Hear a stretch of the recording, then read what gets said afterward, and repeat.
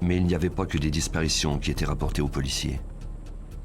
Le 13 juin 1983 au matin, Cindy Paulson, 17 ans, courait le long de l'autoroute d'Anchorage.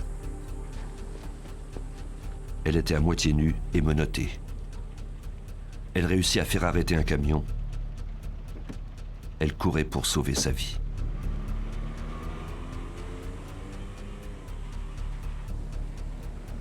Le conducteur la déposa au motel où elle résidait.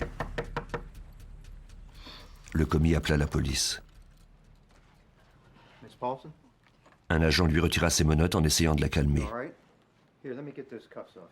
Greg Baker de la police d'Anchorage se rappelle l'incident.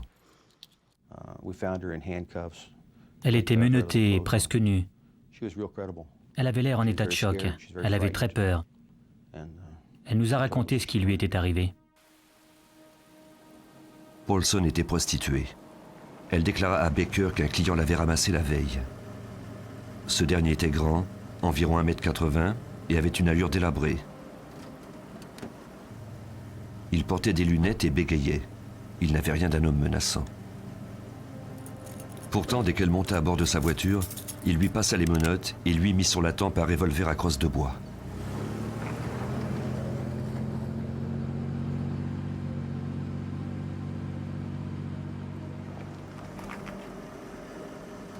Ils roulèrent jusqu'à un quartier résidentiel aisé et il la traîna jusque dans sa maison.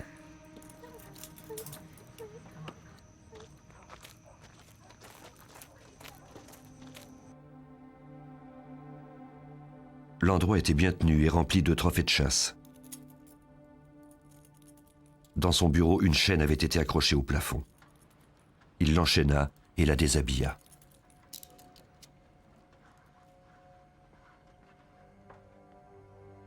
Puis il la tortura et la viola à répétition pendant des heures. Il alla ensuite dormir un peu, la laissant seule, mais il n'en avait pas encore fini avec elle. Il lui dit qu'il l'emmènerait avec lui jusqu'à son chalet en forêt et que si elle essayait d'appeler à l'aide, il la tuerait. Il avait déjà un alibi. Des amis étaient prêts à mentir pour lui. Personne ne la croirait, elle.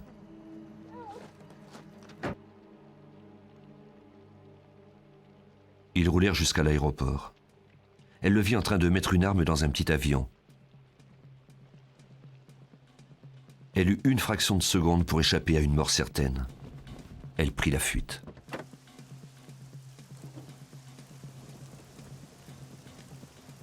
Son histoire était tellement incroyable qu'elle semblait fabriquée de toutes pièces, mais sa terreur était réelle.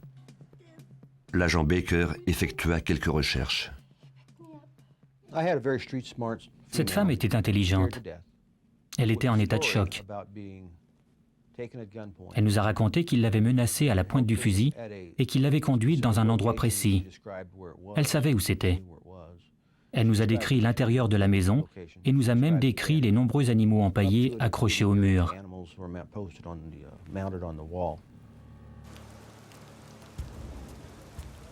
En route vers l'hôpital, Paulson insista pour arrêter à l'aéroport afin de montrer aux policiers l'avion qu'elle avait vu plus tôt. Elle l'identifia formellement. Alors que nous étions là, un garde de sécurité est venu nous parler. Sa description de la voiture du suspect était identique à celle que Cindy nous avait donnée. Il avait même noté le numéro de plaque d'immatriculation. Ce numéro correspondait à l'adresse, ou du moins au secteur, où se trouvait la maison décrite par Cindy.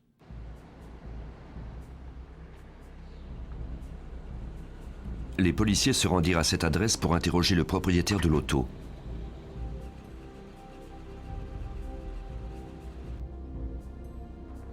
Au moment où ils arrivaient, celui-ci arrivait également, au volant du véhicule décrit par Cindy Paulson. Jusqu'à présent, tout ce que la jeune femme avait dit s'était révélé vrai, mais le suspect avait sa propre version des événements.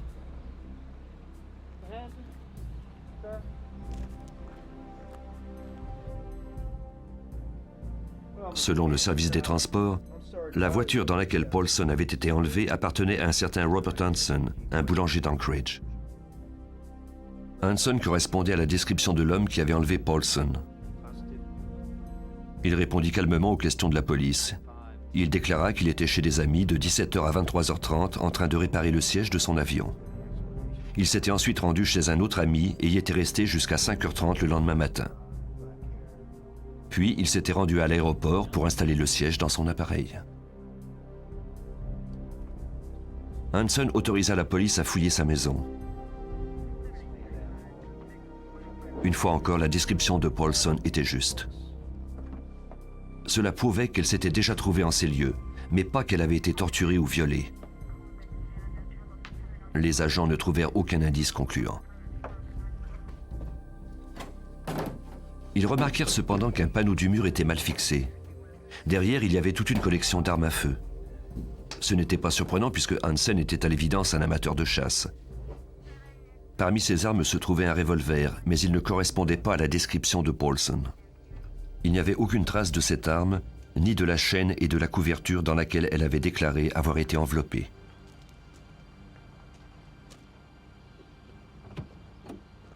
Il n'y avait aucun indice dans la voiture du suspect.